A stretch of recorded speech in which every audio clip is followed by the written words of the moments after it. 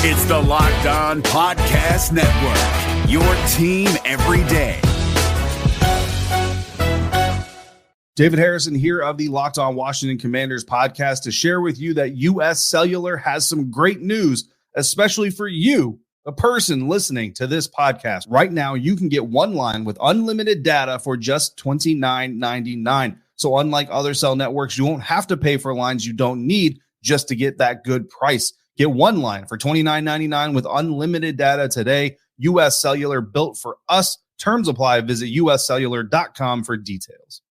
Happy Friday, fantasy fans. We are one more week closer to official puck drop on the upcoming season, but we got a little bit more homework to do on last year's fantasy draft. We're wrapping up the 4th round. Brent Burns, Jake Guentzel, Elias Pettersson, and a whole bunch of other fantasy studs that you want to keep your eye on. Let's get right to it. You're Locked On Fantasy Hockey, your daily podcast on fantasy hockey. Part of the Locked On Podcast Network, your team every day.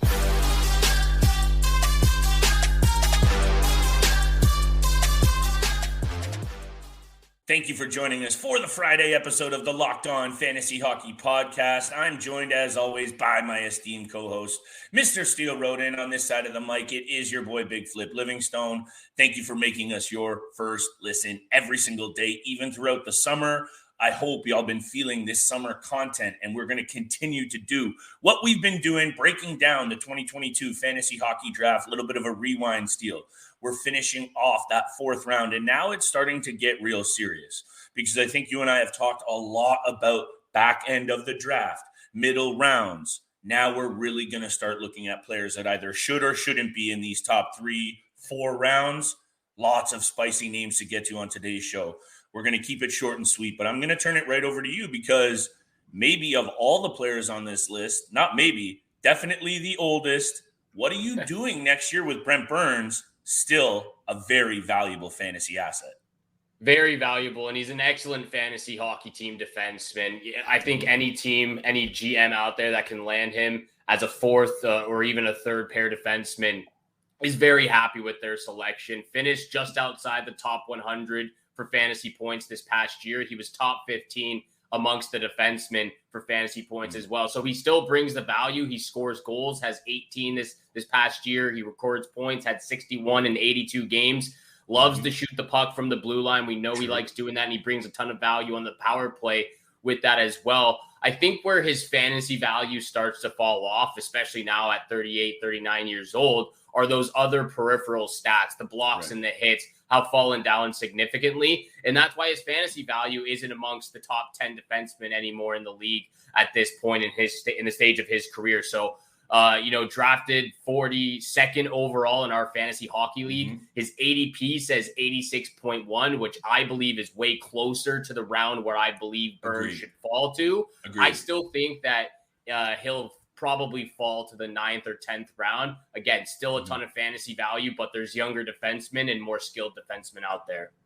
And you know me with the time on ice number. It's really indicative of where usually either, a young player who's growing or a veteran player who's starting to fade a little bit. And this is no disrespect to Brent Burns or his overall fantasy quality, but you got to pay attention to it as a fantasy GM, right? Last year, down to, I think it was 23 minutes in ice time per night when closer to his average, the years before, 25, 26, eating a ton of minutes. And honestly, at his age, of course, 23 minutes a night at 38 years old. And yeah, he is 38. I got you on that one, Steele. It's still a lot of minutes, but maybe just remember that a lot of his value was tied to his ability to just be on the ice all the time. And we know how balanced the Carolina Hurricanes blue line is. They bring in Dmitry Orlov as well. He's going to eat some of those minutes, that's for sure. So just remember that when you're going out to draft Brent Burns, of course, he's still going to bring those shots and that fantasy, offensive fantasy value. But you mentioned it with the peripherals, and be wary of those minutes going down, because that also means his points go down. That's just how it goes, Heel. But at the end of the day, I'd still be happy to be taking Brent Burns as, like you said, my second or even last D-man, maybe even a bit higher depending on the format, because offensive D-men are really hard to come by. Yeah, and maybe even halfway through the season, you're able to facilitate a trade to the GM that actually drafted him. I actually did that as well. I believe I acquired Andrei Svechnikov, who is also on this list as well, and Brent Burns in a different fantasy league. Acquired those two, and they really did help my fantasy hockey team for the remainder of the season. I was struggling a bit in that one. A guy, though, a player, a forward who is 10 years younger than Brent Burns, Jake Guentzel of the Pittsburgh Penguins, falling in at 41st overall in our fantasy league. And I love this player a lot. I believe I drafted him in a different fantasy league as well. He's a strong goal scorer, 36 goals, 73 points in 78 games. He's terrific on the power play. I think the 4th and 5th round is exactly where Jake Guentzel should fall.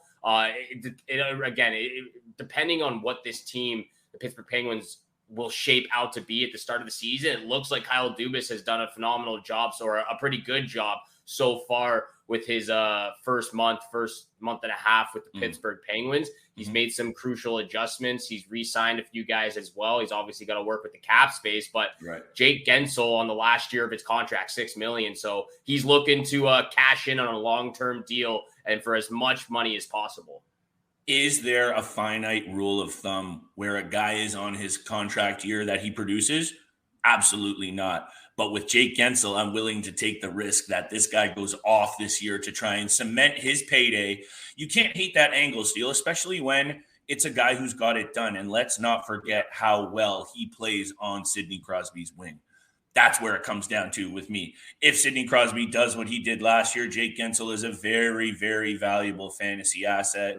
We've talked a lot about the Pittsburgh Penguins, so I'm going to leave that alone for a second. But at the end of the day, they were on the second half. They were 16th in team scoring last year, 261 goals.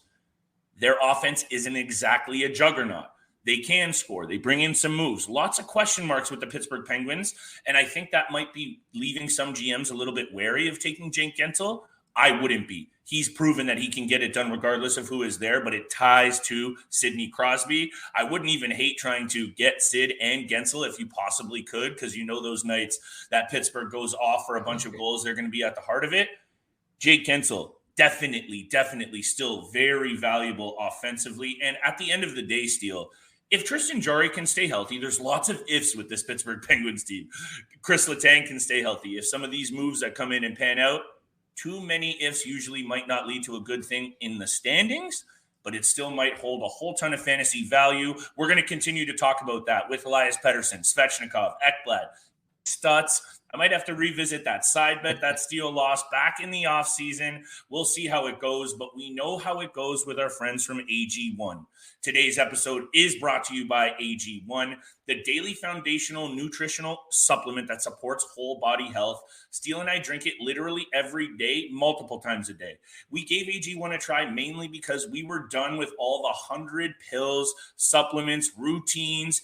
AG1 in the morning, at night, 1 scoop in water. That's all you need to support your all-around health. AG1 is a foundational nutrition supplement that delivers comprehensive nutrients to support you every single day. It replaces your multivitamin, your probiotic, all in one simple, drinkable habit.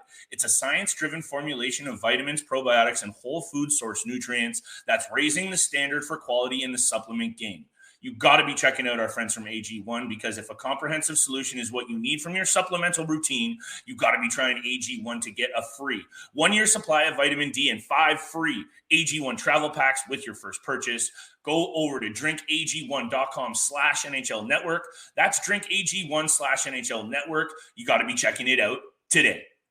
What's up, everybody? David Harrison here of the Locked On Commanders podcast. When life gets crazy, and honestly, when doesn't it? Walmart helps you keep it all together now with a little extra help from Instacart. If you need your groceries now-ish, but your options for going to Walmart are later-ish or never-ish, you can get everything you need delivered through Instacart right to your door in as fast as an hour. Skip the shop and savor more of your crazy busy life with Walmart and Instacart. Visit instacart.com to get free delivery on your first 3 orders. Offer valid for a limited time. Minimum order $10. Additional terms apply. And thank you so much for making the Locked On Fantasy Hockey Podcast your first listen every single day. We are a part of the Locked On Podcast Network, where you can find your favorite team from all 4 major sports leagues, including the NCAA. It's your team every single day. And thank you so much for tuning in for today's episode with Flip Livingstone and your boy Steele Roden. Thank you so much. Make sure you hit that subscribe, hit the follow button. We appreciate all that love and support out there. Continuing, though, on the conversation of the 2022 draft rewind, we will get to Tim Stutzle. I will have to eat the crow on that one. Mm-hmm. You won the side bet there. We'll get to that at the end of this episode. But another player that you were right about, Elias Pettersson, coming in at 40th overall in our fantasy hockey league. And I got a lot to say on this as well, but I'll throw it over to you because this is also one of your boys who you were really high on coming into the season. Hey, and look, what's even more impressive perhaps about his season last year is just all of the different situations. Yeah, drama on ice, off ice, Bo Horvat, Jimmy Rutherford's torture of a press conference, multiple trades, fans upset. And this guy just went out there and, maybe not quietly for Canucks fans and maybe not quietly in more dedicated hockey circles, Steele, but quietly went out there and put up his best season of his career, one of the better seasons in the league. He was 18th in Hart voting, 8th in Lady Byng, 7th in Selke. He's now on the radar, I think, officially as a very serious and potent fantasy offensive threat. And we're sounding like some broken records here because we're talking about some guys that can put up points. But 102 points last year, Steele, 39 goals. And I'll hit you with this take because you know how high I am on this player. I actually think, and I know I just had his shot total up, 257 shots last year. I say shoot that biscuit more and see that goal total go even higher. Yeah, he's definitely a player to keep an eye on to reach that 50 goal mark for next season. Thank you. He was 11 away. He had 39 goals, like you said, this past year. But again, if he continues to shoot that puck like the rest of the players, like McDavid, like Matthews, like McKinnon, 50 is well in reach for Elias Pettersson. And you were right. The first thing after this season was all wrapped up. And the first thing I have here on my notes is he's a first-round draft pick. First-round draft pick, no denying that whatsoever anymore. Debatably, even a top 5 draft pick at this point. It is debatable. Obviously, it's interchangeable with a few different guys and league specifics. But it is debatable if he's a top 5 draft pick after the season he just had. He just finished top 5 for fantasy points in majority of fantasy leagues. Like you said, 39 goals, 102 points in his 5th season in the NHL. Incredible on the power play. But the thing I love now is that they're actually starting to utilize him on the penalty kill too. He had 5 shorthanded goals this past year. And like you said, 7th in voting for the Selke Trophy. So I think that's starting to showcase the improvement in the focus on his two-way game, becoming one of the better centermen in the league right now. His ADP was 53.5. So he was going even later than what he was taking in our fantasy draft. But yeah, he is without a doubt a first-round draft pick in fantasy hockey leagues. I like how strongly you've come around on him. I don't know, without a doubt. Top 15, I'm loving it. It just depends on the format. I know I sound like a broken record like that. It's hard to speak in these fine nights, but I love this player. And also, he's starting to bring those peripherals, Steele. 74 hits, 89 block shots. For a guy who brings that much finesse, I don't even hate 16 penalty minutes because if he does have one of those nights where it's 2 or 4 PIMs and a bunch of points, like it's those nights that you jump ahead or get back into the league. So I love it. But at the end of the day, I also love the fact that he's going to play more alongside Andrei Kuzmenko. And we've talked a little bit about Kuzmenko. He fits seamlessly into the NHL. Maybe we'll see a regression from him overall in points. I don't know. I haven't even thought about Kuzmenko. I just saw that they played so much and so well together. I love that combination. And say what you will about the Vancouver Canucks, and there are some things to say. I think they're still going to be fine scoring goals. I think the issue is obviously on the other end and keeping the puck out of their net. So this is really good things for a guy who also Steele, and I'll leave it at this. He's just starting to scratch the surface. He's just starting to get really comfortable as an NHL star. He is just starting to scratch the surface. He went from 68 points the year from that, pretty much doubled it to 102 points. And I think we can expect the Vancouver Canucks to be better. I do expect Thatcher Demko to be more like himself, like we've seen in the past. I think he will be more focused and more mentally ready to start the season, unlike the year prior. Defensively, with the moves that Vancouver has made so far. I think defensively they've gotten better as well. I believe Quinn Hughes is the only remaining defenseman from last season. They've pretty much cleaned house on the blue line and just rebuilt that up this offseason so far. Still a couple more moves to be made, but Vancouver Canucks will be interesting to see where their players fall in next year's fantasy draft. Andrei Svechnikov, though, falling in at 39th overall in the Fantasy Hockey League. I like this player a lot. Very strong player, 23 years old, so still a lot of development left in his game, but he is great out there. I believe, and I think he will be, a consistent 30-goal scorer in the NHL, 70-point player in the NHL, and the Banger League beauty is starting to come out of him as well. 71 penalty minutes, 140 hits. He did only play 64 games this past year as well. He had 55 points, so obviously the point total was down because of those missed games. I forget the injury he had, but I know it was pretty serious. I forget as well. I forget the injury he had, but it was a very serious injury before the playoffs started. So it took him out of the playoffs, which really hurt the Carolina Hurricanes in the second round. This might be a little bit of a stretch to say, but I'm going to say it anyway. Okay. To me, Svechnikov is like the third Tkachuk brother playing in the NHL. I don't hate it. You have Matthew Tkachuk, who's the top. He goes first round, no doubt. Brady Tkachuk, who's second, and he debatably goes first round, probably second round on average. Very close. And then Svechnikov is the third brother and goes fourth, fifth round. I think exactly in the fourth round, maybe not at the early stages, the later ones, but Svechnikov, fourth, even early fifth round, that's exactly where you should be placed. Take into consideration the injury he just had. That's just it, yeah. I think it's the first time in his career he had a very, very serious injury. But when he's on the ice, he is a strong player to have on your fantasy team. And I think also it goes under the radar for some fantasy GMs out there that he does also bring those hits. Like, that's a really, really impressive guy, because sometimes when you see someone who we know can do it offensively, try and muck it up, try and mix it up, try and do the Tkachuk thing, because there's not many players who can balance that physicality and that edge with also while still being effective offensively. He's up there for me. So I'm glad that you brought the Tkachuks. Now that I'm thinking of how many good players, I'm thinking even more so maybe Pettersson is outside that top 10, but we're going to break all of that down for the upcoming draft. Don't you worry. But at the end of the day, Steele, I love these kinds of players that can bring it offensively and physically. And, 23 goals, 32 assists last year in 64 games for Svechnikov.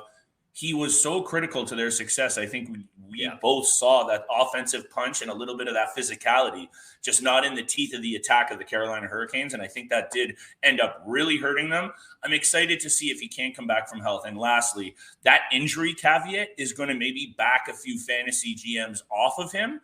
And from everything that I've read and everything that people are reporting, he is going to be 100% healthy and good to go. Yeah. Will there be some rust? Will there maybe be a slow start? I could maybe see it, considering how much time he's missed on that NHL pace, but I'm not going to let him slide much farther than you mentioned 5th round. If he's still out there in the 5th or 6th round, I'm grabbing him 100%. In a full season, we could potentially see over 200 hits. He likes to shoot the puck as well, over 200 shots, or maybe even over 250 shots when he's healthy and ready to go. I wouldn't wait too long. Obviously he is 23 years old. He's still a very young guy, so he should be ready to go, like you said, fully healthy moving forward. We will get to Aaron Ekblad. This was my pick in the 4th round. That did not pan out the way I hoped. Aaron Ekblad and your boy, Timmy Stutzle, to wrap up this episode.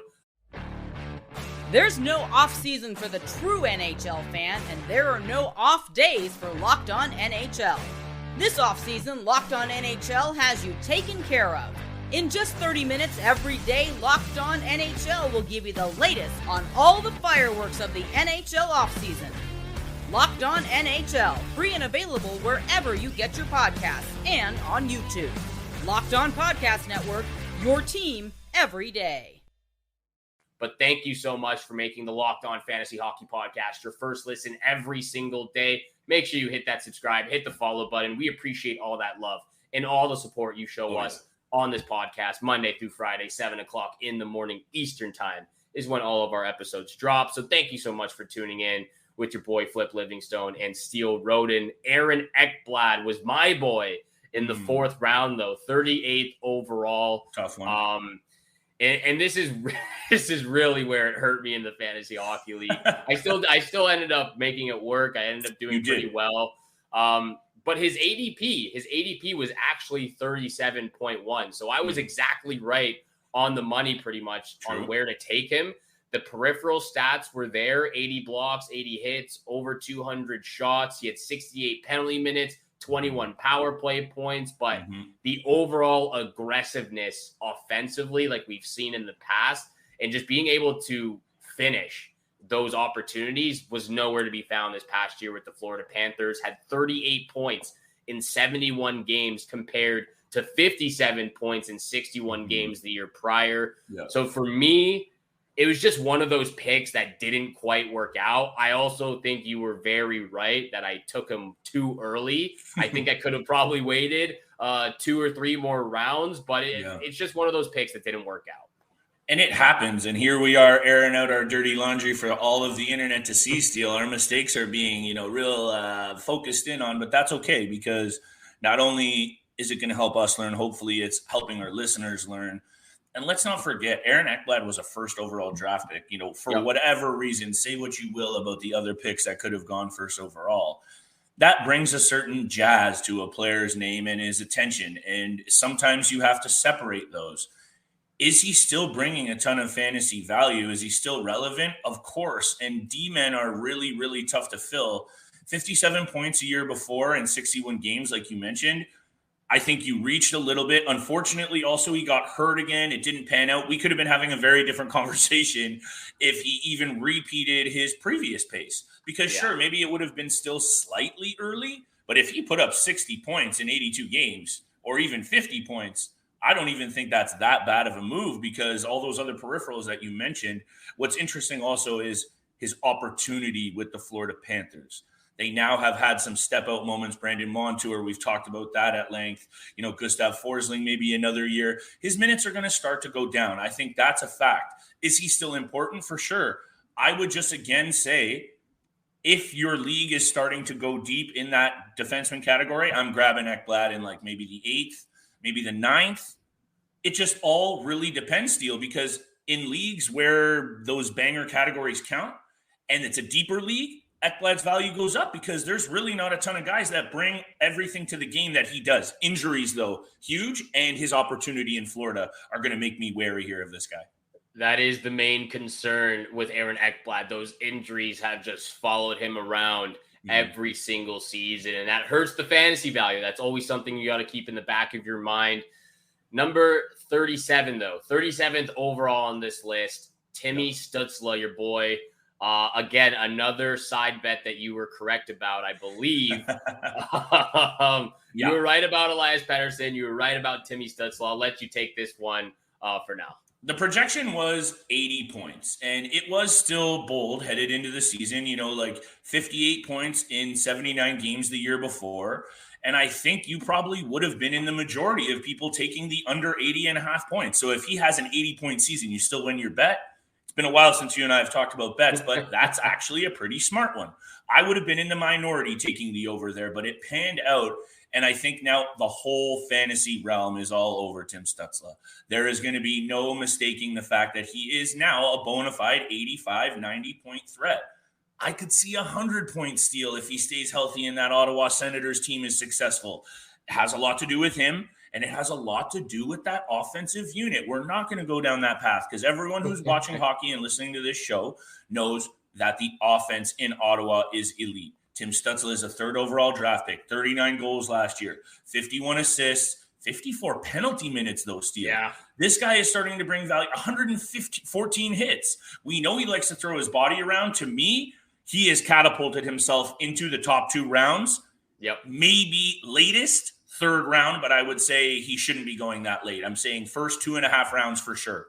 No later than the 3rd round. If we end up letting Timmy Stutzle as a group in the fantasy hockey community, let him slide as to an ADP of what he's at right now, then we've done something wrong. We're slipping. He definitely deserves to be going in the 2nd round, early 3rd round at the latest. Like you said, even the Banger League beauty now in him, 54 penalty minutes, 114 hits. I can see the physicality. 228 shots. He does it all. The physicality will just continue to grow in this player. He's great on the power play, has great touch, has great finish. Yes. I'm there with you. Second round easily for me for Timmy Stutzle after the season he just had. We will continue the list like this, maybe get into the round 3 for next week on Monday's episode.